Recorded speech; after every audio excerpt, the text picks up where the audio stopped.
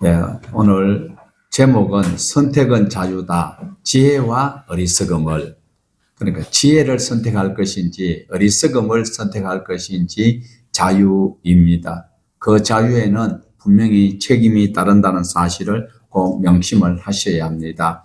잠언이라는 이 단어는 히브리어로는 마샬이라고 합니다. 격언, 또 비유담, 그리고 속담이라는 것이 마샬, 이렇게 하지만 우리 성경에 기록되어 있는 이 잠언을 한자로 볼 때는 잠자가 어떤 잠자냐 하면 바늘 잠자에다가 말씀 은자입니다. 그러면 바늘 잠자가 무엇일까? 위에 보면 대나무 축자가 있고 밑에는 함자가 있습니다. 이 함자는 봉하다, 그리고 잠근다라는 뜻이 있어요. 그래서 대나무 축자에다가 그 다음에 봉할 함자에, 그래서 두 개를 합쳐서 잠자가 됩니다. 옛날에는 옷이 찢어지거나 그리고 자루가 찢어졌을 때 꿰매기 위해서 대나무를 가지고 바늘처럼 만들어서 사용하여서 그것을 꿰매는 그것이 바로 바늘 잠자다. 그래서 인간도 인격이 파탄이 나고 그리고 또 모가 나고 여러 가지로 허물어지고 상처 입은 그 심령을 이 잠언의 말씀을 대바늘로 꿰매듯이 말씀으로 우리에게 하나님 앞에 치료받는 그런 말씀이 되는 것이 바로 대나무 잠자에다가 또 말씀 은자입니다. 그래서 오늘 또 우리가 여러 가지 모자람이 있고 또 섭섭함이 있고 아쉬움이 있지만 이 말씀의 잠언에 이 하나님의 말씀으로 우리 마음을 꿰매고 또 상처를 또 회복되는 시간 될 수 있기를 주님의 이름으로 축원을 드립니다. 이 잠언은 일깨워 주시고 그리고 또 결단하게 하여 용기를 가지고 새롭게 생활할 수 있도록 하는 귀한 말씀이 있기에 우리가 계속 보고 있습니다. 바른 삶을 일깨워 주는 거요. 지금까지 하던 습관대로 하는 것이 아니라 말씀에 비추어 보았을 때 내가 바른 길로 가고 있는지 다시 한번 살피는 그것이 오늘 이 시간에 또 말씀을 통하여 자신을 돌아보는 시간 될 수 있기를 원합니다. 지혜는 어떤 검은 부화보다도 낫다라고 말씀을 하고 있습니다. 하나님이 주시는 하늘에서 내려오는 신령한 지혜는 우리 모두에게 긍정적이고 그리고 영생 복락하는 그 길로 인도해 주시는 생명의 말씀으로 인도하는 지혜가 되지만 땅에 있는 지혜, 낯선 사람, 이것은 곧 세상의 그 넓은 길로 가다 보면 주님 만날 수 없는 곳으로 갈 수 있다는 것을 꼭 볼 수가 있습니다. 오늘 제목이 바로 선택은 자유다. 지혜를 선택할 것인가? 그리고 어리석음을 선택할 것인가? 어리석음이라는 이 단어가 어떤 단어인가 하면 캐실루트라는 단어인데 미련하다, 어리석다. 그러니까 우리가 신앙생활 하는데 어리석으면 큰일 나는 거예요. 하나님 말씀을 쫓아가는 지혜가 있어야 되는데 하나님의 말씀을 어리석게 여기든지 맞은 행동을 하다 보면 하나님이 기뻐하는 사람이 될 수 없다라는 것을 말씀하고 있습니다. 그래서 오늘 또 지혜와 그리고 미련한 것 그리고 어리석음이 대조를 이루는 오늘 9장을 통하여서 우리가 귀를 기울이고 하나님의 말씀을 살펴볼 수 있기를 원합니다. 지혜가 초청을 하고 있어요. 지혜가 초청할 때 다 가야 되는 거예요. 주님이 부르시면 모두가 응해야 되는 거예요. 자, 그러면 우리 1절에서 3절 말씀을 보시겠습니다. 지혜가 그의 집을 짓고 7 기둥을 다듬고 짐승을 잡으며 포도주를 혼합하여 상을 갖추고 자기의 여종을 보내어 성중 높은 곳에서 불러 이르기를. 자, 여기에서 지혜라는 단어를 의인화하였어요. 지혜가 어떻게 사람을 부를 수 있는 거 아니에요. 그런데 지혜를 의인화하였다면 지혜가 바로 어떻게요? 8장에서도 천지를 창조하기 전에부터 있었던 지혜가 있었다고 했어요. 그 지혜가 바로 의인화하였을 때는 제2위인 성자 예수님이라고 표현할 수밖에 없어요. 그러면 오늘 본문에서 지혜가 1절에서 보면 지혜가 바로 주어거든요. 주어인데 단수로 표현되면 호크마예요. 그런데 복수로 기록이 되어져 있습니다. 복수로는 호크모트라는 복수로 기록이 되어 있는데 이것이 동사로 호크마로 되어 있는 것이 복수로 될 때는 이것을 조금 어렵지만 장음 복수라고 표현을 하고 있어요. 똑똑한 사람들이 그렇게 주석을 하고 또 가르치고 있어요. 그러면 이 호크모트가 바로 장음 복수인데 장음 복수는 주로 어떤 때 쓰이는가 하면 성전을 장음 복수로 기록을 많이 하고 있어요. 자, 그러면 오늘 여기에 주어로 기록되어 있는 지혜가 바로 예수님이라면 제2위 성자 하나님이라면 바로 예수님께서 집을 세운다. 자, 지혜가를 예수님으로 우리가 대입을 해서 예수님이 그의 집을 짓고 그의 집을 짓는다. 그러면 예수님이 그의 집을 짓는다라는 것을 이해가 되십니까? 바로 우리 예수님께서 직접 이 땅에 오셔서 그 바리새인들과 대제사장들과 변론하실 때에 그렇게 직접 말씀하신 적이 있습니다. 요한복음 2장 19절에 보면 예수께서 대답하여 이르시되 너희가 이 성전을 헐라 내가 사흘 만에 일으키리라. 그러면 여기서 1절에서 지혜가 그의 집을 바로 하나님의 집, 성전을 바로 장엄 복수라고 말씀을 드렸듯이 예수님께서 그의 성전, 바로 예수님 자체가 성전이라는 것이죠. 이것을 우리에게 소개를 하고 있는데 그 다음에 또 2절에 보면 집에서 짐승을 잡고 포도주를 혼합하여 잔치상을 만들었다. 포도주를 혼합하였다. 이것은 기쁨의 잔치를 내포하고 있는 단어이기도 한 것입니다.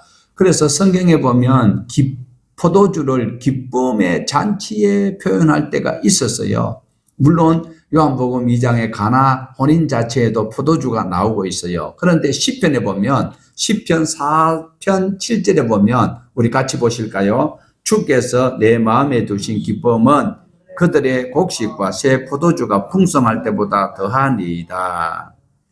3절에 보면 지혜는 또 잔치에, 말씀의 잔치에 사람들을 초청하는 것을 볼 수가 있어요. 3절 우리 같이 볼까요? 자기의 여종을 보내어 성중 높은 곳에서 불러 이르기를. 8장에서도 보면 지혜가 초청하는 것을 볼 수가 있습니다. 8장에서는 은밀한 곳에서 부르지 아니하고 거의 높은 곳에서, 그리고 마을 어귀에서, 그리고 광장 모퉁이에서, 그리고 문에서 지혜가 초청을 하는 것이죠. 그런데 오늘 여기에서도 보면 3절에서도 보면 성중 높은 곳에서 불러 이른다. 복음은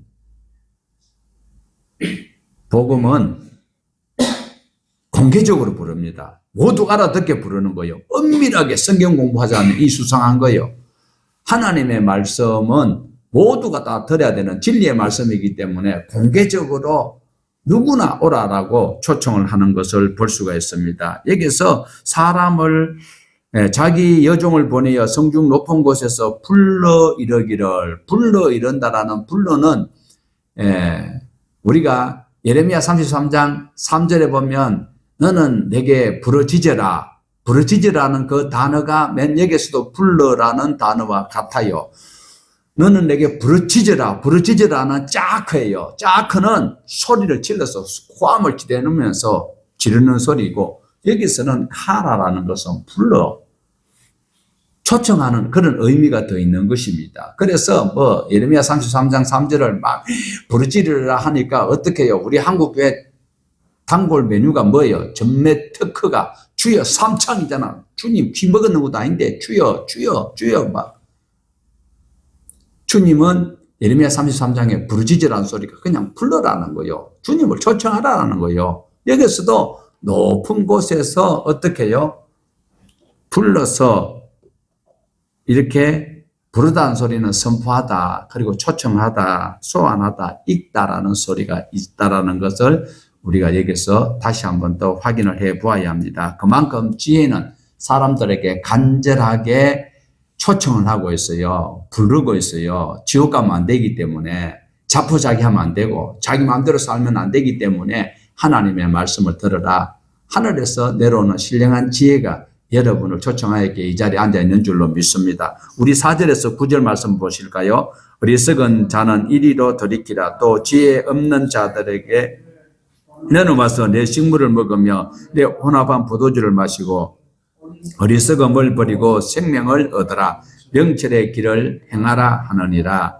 잔치를 베풀고 초청하는 장면이 바로 9절에 나오고 있는데, 초청의 말씀을 보면 꼭 예수님께서 천국 비유로 말씀하시면서 마치 천국은 자기 아들을 위하여 혼인잔치를 배설한 것과 같다라고 했어요. 그래서 많은 종들을 보내어서 초청장을 다 보냈어요. 그런데 와야 될 사람들이, 당연히 올 사람들이 이 핑계 저 핑계 대고 오지 않는 그런 것을 마태복음 22장에서 우리는 얼마든지 설교를 들었고 또 읽어보았습니다. 그래서 와야 될 사람들이 오지 않을 때 그 임금이 얼마나 화가 났으면 이제는 아무나 다 오라라는 거예요. 아무나 다. 그런데 결국은 아무나 다 왔지만은 나중에 아무나 다 왔는데 예복을 입지 않은 자들은 어떻게 됐어요? 예, 추방을 당하는 것이죠. 그 잔치 자리에 올 수 없었던 것을 볼 수가 있는데, 디모데전서 2장 4절에 보면 하나님은 모든 사람이 구원을 받으며 진리를 아는 데 이르기를 원하고 있어요. 그래서 어느 누구나 와서 복음을 들어야 되는데, 은밀하게 속삭이는 것은 음녀가 하는 짓이고, 이 지혜는 모두가 다 들을 수 있도록, 모두가 다 구원의 장소로 나올 수 있도록 초청하고 있다는 것을 우리에게 소개를 하고 있습니다. 그래서 어리석은 사람과 지혜 없는 사람을 함께 초청하는 장면이 나오는데, 어리석은 사람은 사람이 옳고 그름을 잘 판단하지 못하고 무조건 사람만 좋다고 그 착한 사람은 아니다라는 거지요. 지혜가 있어야 되는 거예요. 하나님은 우리를 만드실 때에 지정의를 주셨어요. 지혜롭게 분별하여서 마귀가 그 낚싯밥 놓은 것을 먹으면 안 돼요. 하나님이 주시는 생명 과일을 먹어야 되는데, 선악을 알게 하는 걸 먹으면 결국 후손들이 고생을 하게 된다는 것 너무나도 잘 알고 있습니다. 그래서 여기서 어리석은 사람, 지혜 없는 사람, 이 사람을 표준 새 번역에서는 지각이 모자라는 사람으로 번역을 하였고, 공동 번역에서는 속 없는 사람으로 번역을 하였습니다. 이 두 부류의 사람은 자기 자신이 빠져있는 그 무엇인가에 중독이 되어서 그것이 옳은 줄로 여기고 있습니다. 목적지가 확실하면 그 방향을 향하여서 최선을 다하여 신속하게 가야 하겠지만, 방향이 불분명한데 부지런히 열심히 가면 엉뚱한 그 길로 가는 것은 어리석은 사람이다, 미련한 사람이다 라고 볼 수가 있습니다. 그리고 오늘 지혜는 뭘 하라고 말하고 있을까요? 지혜는 바로 내 식문을 먹고 내 혼합한 포도주를 마시라라고 말하고 있어요. 어리석음을 버리고 생명의 길을 찾아라고 말씀을 하고 있습니다. 내 식물과 내 포도주, 이것을 우리가 조금 더 지금 우리 신앙으로 결부시키면, 신약 시대에 우리의 신앙을 결부시키면 바로 우리 주님께서 뭐라고 했습니까? 내 살과 내 피라고 말씀하는 이 성찬을 우리가 떠올릴 수가 있습니다. 그렇지만 여기서 식물과 포도주만 가지고 영생을 얻는 것은 아니다라는 거예요. 우리가 이 성찬식에 참여하여서 떡과 포도주만 마셨다고 해서 우리는 이제 신앙생활 마음대로 자유롭게 분방하게 해도 무방하다라는 것이 아니지요. 바로 주님의 살과 주님의 피를 예표하는 그 포도즙을 마셨다면 우리는 영생의 삶을 살 수 있도록 힘을 써야 되는 것이고, 우리가 그렇게 쫓아가야 되는 것입니다. 이 잔치에서 먹고 마실 수 있는 사람은 영생하는 자격을 얻게 되는 거예요. 지혜가 초청할 때에 응한다면 영생이 보장이 되는 것입니다. 자, 7절에서 9절 말씀을 보십시다. 거만한 자를 징계하는 자는 도리어 능력을 받고 악인을 책망하는 자는 도리어 흠이 잡히느니라. 거만한 자를 책망하지 말라. 그가 너를 미워할까 두려우니라. 지혜 있는 자를 책망하라. 그가 너를 사랑하리라. 지혜 있는 자에게 교훈을 더하라. 그가 더욱 지혜로워질 것이요 의로운 사람을 가르치라. 그의 학식이 더하리라. 많은 사람들은 설교를 들을 때에 진리보다는 듣기 좋은 소리에 선호를 하고 있습니다. 그러다 보니까 사람들이라면 성도들이 오만방자하고 거만하고 미련한 자가 될 수밖에 없다라는 것입니다. 교회에는 진리가 있어야 됩니다. 교회는 진리를 선포해야 합니다. 교회는 하나님의 말씀을 교육하여야 하는 것입니다. 거만한 자, 악인, 이것은 바로 징계하거나 책망을 하지 말라라고 권면을 하고 있어요. 왜 그런가 하면 모르는 사람을 가르쳐서 올바로 가도록 해야 되는 것이 당연한 것이에요. 그런데 오늘 본문에서 어떤 말씀을 하고 계실까? 그러면 오늘 본문과 신약에 예수님께서 말씀하신 것을 병행구절로 우리가 대조해 보았을 때에 충분히 이해가 되는 것입니다.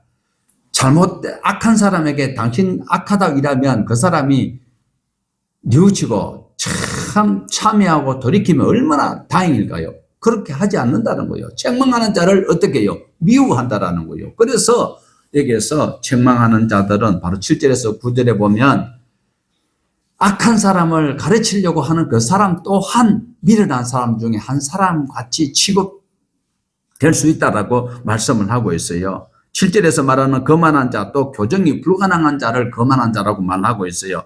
그를 가르치려고 하는 자도 또한 지각이 모자라는 사람이라는 거예요. 예수님께서 뭐라고 말씀하셨어요? 진주를 돼지에게 주지 마라 그랬었어요. 그런데도 많은 사람들은 그런 것들을 개의치 아니하고 술이 취해가지고 자기 몸도 가누지 못한 사람한테 거기에 대고 길이요 진리요 생명이요 예수 믿어 영생 얻는다고 이야기하면 그 사람이 아멘 할렐루야 하고 환영할까요? 지혜로워야 돼요. 복음을 전하는 것도 지혜로워야 돼요. 찬송은요 하나님 앞에 예배를 해야 돼요. 많은 사람들이 무조건 하나님만 전가하면 되는 거. 요즘 드라마에도 보면 성경책 들고 나오고 기도하는 이런 걸 소재로 막 하는데 참 가슴 아파요. 하나님의 이름을 드라마에 등장하였을 때에 선한 영향력을 끼치는 드라마면 좋은데 꼭 보면은 기독교인들이 악한 일을 하면서도 주의 이름을 부르고 기도를 하고 교도소 문에 나올 때도 성경책 들고 나오고 이러한 부분들이 지혜로운 사람은 아니다라는 것을 우리에게 말씀을 하고 있어요. 그래서 8절에 보면 악한 자들, 거만한 자들에게는 바로 하나님의 말씀으로 훈도한다고 듣지도 않을 분들은 오히려 자기를 비방하는 것으로 미워한다라는 것입니다. 참된 진리를 선포하고 바른 교훈을 전가하던 우리 예수님도 바리새인들과 대제사장의 하속들이 예수님을 십자가에 못 박아 죽이려고 하였던 것을 기억해야 하는 것이에요. 무조건 옳은 말이라고 무조건 시도 때도 없이 때와 장소를 가리지 않고 그 선포한다고 그 말씀이 응하는 것은 아니다라는 것입니다. 여기서 거만한 자라는 소리는요. 원어로 보면 레처라는 것인데 삐죽거리다, 비방하다 이런 소리입니다. 조롱하다라는 거예요. 그래서 거만한 자는 어떤 사람일까요? 하나님을 조롱하는 거, 하나님을 비웃는 거, 하나님을 믿는 그리스도인들을 비방하고 조롱하는 그것이 거만한 자들이다라는 것입니다. 그러면 악인은 무엇일까요? 악인은 레사흐라는 거, 레사흐. 원어로 보면 도덕적으로 악할 뿐만 아니라 신앙적으로도 아주 불경건한 사람. 교회 안에 있어요. 장로가 됐어요. 그런데도 뻔뻔스러운 짓을 하고 앉아가지고 자기는 온갖 세상의 문화를 다 누리면서 교회에 정작 필요한 어떠한 제가 아는 어떤 교회에 그 차가 교회 성도들을 수송하기 위해서 하는데 차가 성합차인데 완전 스탠다드로 차를 뽑았어요. 그러니까 아니, 뭐, 요즘은 웬만하면 소형차도 뒤에 보면 후방 카메라가 다 붙었어요. 그런데 예, 12인승 승합차에 후방 카메라가 없어요. 그래서 후방 카메라를 달자고 목사님이 이야기하니까 장로들이 반대를 한대요. 그거 뭐 필요 없느냐고. 여기 뭐 잠깐 왔다 갔다 하면 되는데 자기 차에는 온갖 호화스러운 모든 옵션을 다 달아놓고 그것이 바로 악인들이에요. 레사흐. 오늘 우리는 생활이나 신앙생활에 불경건한 자가 되어서는 안 된다라는 거예요. 거만한 사람들을 훈계하다가 자칫 잘못하면 능욕을 당한다. 능욕이라는 것은 수치를 당한다. 불명예스러운 일을 당한다. 우리 예수님이 생명의 말씀을 전가했잖아요. 성전에 보니까 돈 바꾸고 막 온갖 짓 다 하니까 그거 바른 말을 했다고 예수님을 수욕을 당하도록 했던 장본인들이 악한 사람들이다라는 것입니다. 그러면 악한 짓 한 사람을 가만히 두면 어떻게 해요? 하나님이 어디 있느냐라고 또 건방진 소리까지 하고 있습니다. 그래서 우리가 여기서 오해를 하면 안 됩니다. 바로 거만한 자를 징계하는 자는 도리어 능욕을 받고 악한 자를 책망하는 자는 도리어 흠 잡힌다라고 말씀하는 이 말씀 때문에 그러면 내가 가만히 있으면 상대가 하나님은 능력이 없고 그리스도인들은 아무 그것이 없고 진리는 별 볼일 없는 것으로 오해를 할 수 있는데 아니라는 거예요. 조금 전에 말씀드렸지만 마태복음 7장 6절에 거룩한 것을 개들에게 주지 말고 너희 진주를 돼지 앞에 던지지 말라. 그들이 그것을 발로 밟고 돌이켜 너희를 찢을까? 이 소리 무슨 소리입니까? 가치를 모르는 그들은 그냥 귀중한 건 모르는 것까지는 다행인데 다행이라 그러면 불쌍하지요. 그런데 그것을 밟아서 어겨버리는 이런 일이 있다라는 거예요. 차라리 지혜 있는 사람을 책망하면요, 그가 돌이키면서 고맙게 여기는 거예요. 올바른 충고 감사하다라고 여길 수 있다라는 거예요. 그러면 올바른 사람들에게 바른 충고를 하였을 때 그에게 지식이 더하고 학식이 더한다라고 말씀을 하고 있어요. 그러면 여기서 우리가 볼 수 있는 것은 무엇입니까? 학식이라는 단어를 배울 학자에다가 지식을 더하는 그런 것이 아니라는 거예요. 원어에서 보면 여기서 학식은 바로 레카흐라는 단어는 취하다, 빼앗다라는 소리고 받아들인다는 소리입니다. 마음에 들어오는 어떤 것. 그러니까 지혜가 바로 여기서 9절을 한번 보십시다. 지혜 있는 자에게 교훈을 더하라. 그가 더욱 지혜로워질 것이요 의로운 사람을 가르치라. 그의 학식이 더하리라. 어떤 말씀일까요? 여기서 학식은 배울 학자가 아닙니다. 그 지식, 지혜, 모든 것을 다 받아들이는 그것을 말씀을 하고 있어요. 그러니까 진리의 말씀이 선포되면 아멘 하는 자가 돼야 되는데 아멘 하는 자는 바로 학식이 더하다. 이 소리를 우리에게 소개를 하고 있어요. 레카우. 받아들인다. 하나님의 말씀을 받아들이는 것이 학식이다. 그래, 이 번역이 조금 우리가 그냥 한문 세대에서 들으면 배워서 어떤 지식이 그게 아니고 하나님의 말씀을 내가 그대로 받아들인다라는 거예요. 의로운 사람을 가르치라. 그의 학식이 바로 그가 지혜로워지고 하나님을 아는 지식을 그대로 받아들인다라는 거예요. 하나님을 받아들인다라는 거예요. 진리를 받아들인다라는 것이 학식이라는 단어를 우리에게 말씀을 하고 있습니다. 그래서 지혜로운 사람은 더 지혜롭게 되고 악인은 더 악하게 되는 거예요. 그래서 예수님께서 달란트 비유할 때에 1달란트, 2달란트, 5달란트 받았던 자들을 비유를 말씀을 하고 있잖아요. 그런데 1달란트 받았던 자는 아주 자기 자신이 현명한 판단이라고 생각하고 그 땅에 파묻어 놓았다가 다음에 계산할 때에 주인 앞에 가져왔을 때 어떻겠어요? 주인이 악하고 게으르다 이래요. 악하고 게으르다. 그것을 빼앗아서 누구에게 주었다고요? 마태복음 우리 한번 볼까요? 자, 무릇 있는 자는 받아 풍족하게 되고 없는 자는 그 있는 것까지 빼앗기리라. 바로 우리 신앙이 하나님 앞에 초청받을 때, 지혜가 초청할 때에, 높은 곳에서 초청할 때에 우리가 받아들이는 것이 학식이라는 거예요. 그런데도 많은 사람들은 내 지식과 내 경험을 위주로 생활하고 있는 것이 안타까운 일이 아닐 수 없습니다. 우리 본문 10절을 보십시다. 여호와를 경외하는 것이 지혜의 근본이요 거룩한 자를 아는 것이 명철입니다. 근본이라는 단어, 지혜의 근본. 우리가 무슨 말하면 근본이 걸러 먹었어 이러면 가정교육의 근본이 잘못됐다. 근본이라는 단어가 바로 시작, 처음을 이야기하고 있다라는 겁니다. 지혜의 시작은 누구부터 시작됩니까? 하나님으로부터 시작합니다. 그래서 여호와를 경외하는 그 지혜는 바로 하나님으로부터 시작하기 때문에 하나님을 바로 붙드는 것이 매우 중요하기에 우리는 하나님을 두렵고 떨림으로 수용하고 받아들여야 되는 거예요. 그분의 말씀에 아멘 해야 된다는 것입니다. 많이 배우지 못한 사람, 견문이 좁은 사람이라 할지라도 주님이 초청하실 때 순종하여 갈 때에 내치지 아니하신다라는 것입니다. 하나님을 경외함이 없는 사람은 뭐가 없는 사람이다? 근본이 없는 사람이다. 근본이 없는 사람. 거룩한 분을 아는 그것이 명철이라고 말씀하고 있어요. 명철은 비나라는 단어인데 통찰력, 분별력. 하나님을 알지 아니하고는 불가능한 것이 바로 통찰력, 명철이 없다라는 것입니다. 지난 시간에도 말씀드렸어요. 지혜와 명철은 동전의 앞면과 뒷면과 같다.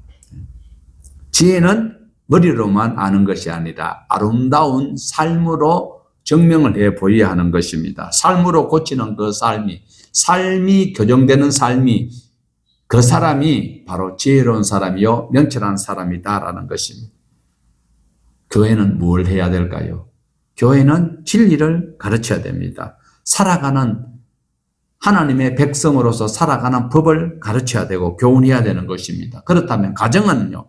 가정에서는 지혜를 가르쳐야 돼요. 하나님이 우리를 이처럼 사랑하사 독생자를 주셔서 감사합니다. 그래서 예수를 믿어야 된다. 교회 오면 하나님의 말씀을 가르쳐야 되는 거예요. 아멘 했습니다. 네, 한 명만 아멘 했습니다. 지혜 있는 자나 의로운 자를 가르치면 더욱더 지혜로워지고 학식이 더하여진다. 학식이 뭐라고요? 레카흐. 받아들인다. 수용한다. 마음에 들어오는 어떤 것. 하나님, 내 마음에요. 하나님의 지식이 들어와야 되지. 악한 것이 들어오면 안 되는 거예요. 그 귀신 들린 거 쫓아버리고 나니까 귀신이 기나가지고 이리저리 다니는 사이에 집이 소재가 되고 있을 때 하나님의 말씀을 꽉 채워놔야 되는데 그러지 못하면요. 전보다 더 악한 것 7을 데리고 들어오면 사람 미치고 환장 없고 그걸로 뒤집어지는 거예요. 지혜로운 사람은 자기 삶을 말씀의 거울에 비춰서 잘 돌아보고 그리고 잘못 가는 방향을 알았다면 돌이켜서 회개하는 삶을 사는 거예요. 하나님께로 돌아가는 거예요. 우리 하나님이 성경 전체에서 요구하시는 것은 슈브, 돌아오라. 하나님께로 돌아오라. 알기는 아는데 행하지 않는 그것은 고약한 것입니다.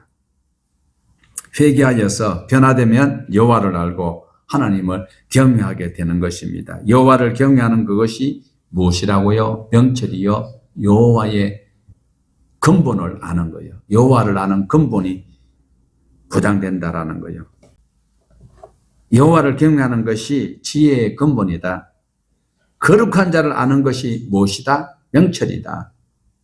따라합시다. 여호와를 경외하는 것이 지혜다. 여호와를 경외하는 것이 지혜다. 거룩한 자를 아는 것이 명철이다. 예, 오직 예수가 중요한 것이 아니라 그거는 필수고요. 자, 우리 10절에서 12절입니다. 11절, 12절.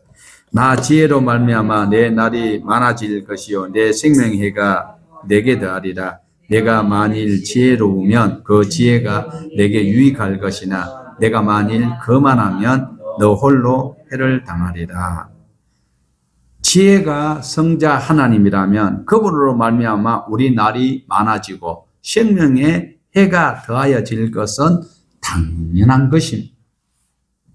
우리 예수 그리스도께서 우리를 영생의 모든 자격을 누릴 수 있도록 예수님께서 죄를 청산해 주셨습니다.